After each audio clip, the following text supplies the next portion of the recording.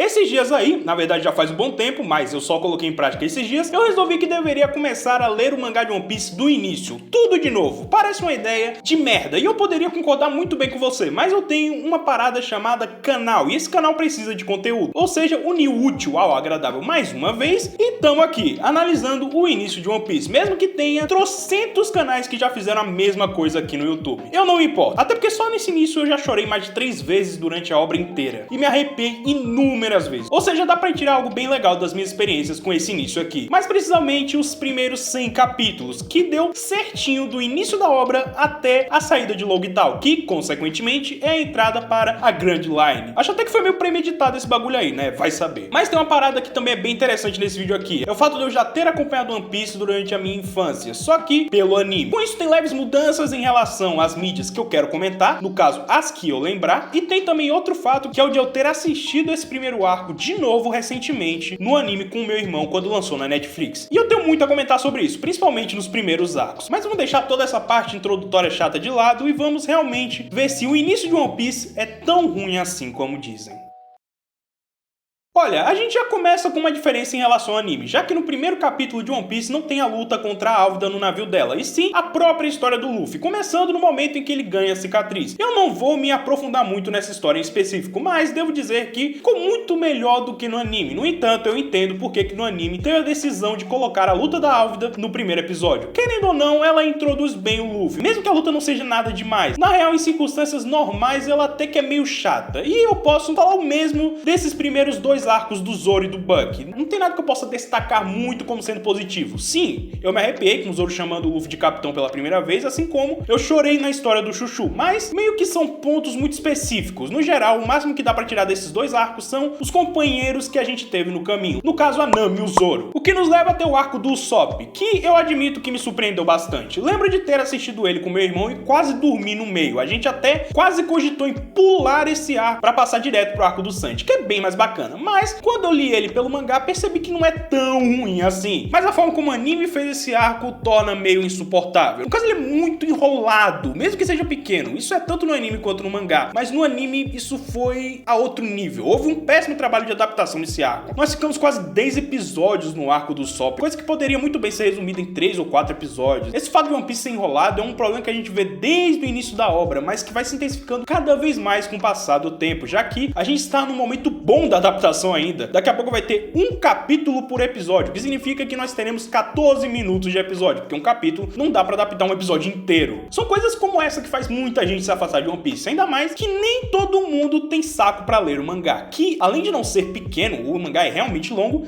tem um texto bem denso. As páginas desde o início da obra seguem esse formato de terem muito texto e muita informação. Eu levo muito tempo nessas páginas de One Piece, algo que eu percebi que me incomodou um pouco, mesmo não sendo um ponto negativo da obra, é apenas uma coisa pessoal. Mas pra vocês terem uma noção do que eu tô falando, eu estava lendo Iron Hero ao mesmo tempo que eu tava lendo One Piece, mas o problema é que o tempo que eu levava pra ler 2 volumes desse outro mangá, que era um seinen, eu mal conseguia ler 5 capítulos de One Piece. Isso meio que me deixou um pouco frustrado. Eu queria ler muito mais da obra, mas mal conseguia ler 15 capítulos por dia. Claro que isso é um problema pessoal meu, não atinge todo mundo, e muito menos é um ponto negativo, só ressaltando isso. Só que foi meio chato passar por algumas partes meio monótonas com essa quantidade de texto. Por sorte, após o arco do Usopp, One Piece começa a ir em uma subida enorme, seja no anime, seja no mangá. Já começando pelo arco do Sanji, que além de ser a introdução do melhor personagem do anime, quem discorda, eu acredito que deveria plantar bananeira e uma chuva de piroca, esse arco dá uma noção muito boa dos perigos que vamos encontrar na Grand Line, tanto com a chegada do Mihawk, como a queda do bando inteiro do suposto pirata mais forte do Ash Blue. A luta que o Zoro tem contra o Mihawk também é muito boa em passar esse sentimento de perigo. A gente vê o segundo mais forte da tripulação sem conseguir nem se mexer direito contra o Mihawk, mas conquistando o seu respeito em um ponto que seu oponente decide que vai usar a sua espada mais forte contra ele, com o ponto alto do Zoro fazendo a promessa de que nunca mais vai perder para o Luffy, dando assim finalmente uma motivação real para o Zoro ser um dos piratas do Luffy, uma coisa que eu gostei bastante. E ainda temos a história do Sanji, que por mais que não seja melhor dos 5 membros dessa primeira parte, ganhou muitos pontos comigo quando eu percebi, através de um dos comentários do mangá, que ela tem tem uma relação com a história do Luffy, uma vez que os dois foram salvos por um pirata experiente que perdeu um de seus membros, mas mesmo assim, os dois tiraram uma interpretação diferente dessas situações, uma vez que isso fez com que o Luffy corresse atrás de seus sonhos. Já o Sanji ficou mais cético em relação a isso, inclusive ele fala pro Zoro parar de seguir seus sonhos, já que essa seria a solução para os seus problemas, assim como mostra a culpa que o Sanji sente de ter tirado os sonhos do Zeff de certo modo, mesmo que ele não tenha entendido que eles têm o mesmo sonho, ou seja, o Sanji realizar os seus sonhos significa realizar o sonho dos dois ao mesmo tempo, dando até um paralelo legal com a história do Zoro, que também está lutando pelo sonho de duas pessoas. Mesmo assim, eu gostaria de fazer um pequeno adendo sobre a história do Sanji, que é a adaptação que tivemos no anime, que foi censurada de certo modo, o que me deixou bem chateado, mesmo eu entendendo o motivo dessa censura. Essa daqui eu entendo mesmo. Acontece que a história original, o Zeff arranca a própria perna e come ela para não morrer de fome. Já no anime, ele apenas arranca a própria perna para salvar o Sanji. Meio sem graça, mas eu entendo essa censura. Querendo ou não, essa história ficaria bem mais pesada pro público-alvo de One Piece na época. E fizeram uma alteração dessas na história do Zoro também, mas ela nem de longe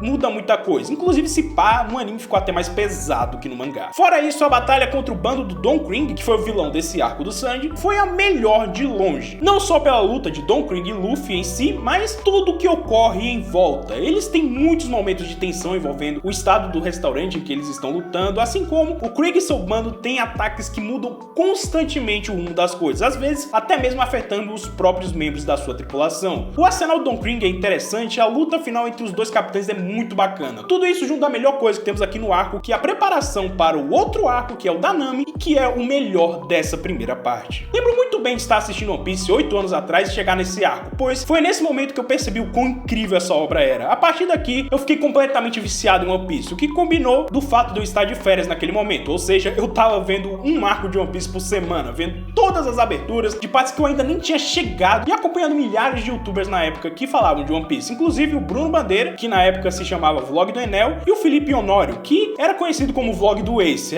Tinha esse negócio aí de vlog do não sei o que nessa época, eu achava até legal. Tudo isso em um momento em que o anime não era tão expressivo como é hoje, mesmo tendo sim sua base de fãs. Mas agora eu estava prestes a ler esse arco e eu fiquei com medo real de ele não ser nada daquilo que eu imaginava quando eu era criança. Que todo aquele sentimento fosse algo momentâneo que não iria influenciar mais em minha vida como um dia já influenciou. Felizmente, as minhas expectativas foram superadas e muito com esse arco. Cara, como eu posso dizer isso? Esse arco teve tudo. Teve a primeira confirmação de que não importa quem seja, se for um membro da tripulação, o Luffy vai criar uma guerra por ele. E nem precisa de muitos motivos pra isso, apenas são meus companheiros, visto que ele nem quis saber da história da Nami, ele foi embora. Apenas foi lutar por ela e pronto. O Zoro também não quis saber da história dela, apenas seguiu as ordens do seu capitão. Inclusive, ele cogitou diversas vezes abandonar a Nami, mas não fez por não ser a vontade do Luffy. E a história da Nami, que eu tanto falo, é a melhor dentre as 5 que tivemos até o momento. É uma emoção que eu não sentia nas outras histórias que foram apresentadas até agora, que eu não sentia há bastante tempo em uma obra. Eu ficava angustiado com os acontecimentos e ansioso com as páginas, me emocionava cada capítulo que a gente tava nessa história, sem falar dela ligar muitas coisas do presente da Nami de forma até que bem legal pra mim, como o catavento do líder da vila e a tatuagem da irmã da Nami. Mas o que brilhou muito nesse arco foi a hora do combate entre o bando do Arlong e o Chapéu de Palha. Mano, foram os primeiros combates da série que gritaram a marca One Piece. A luta do arco do Sanji foi boa sim, e como eu já disse, é a minha favorita desse primeiro momento. Ela teve várias reviravoltas e foi bem divertida, mas aqui no confronto do Arlong, a gente teve significado nesses combates. Começando pelo Zoro, que foi uma luta contra o Hashi,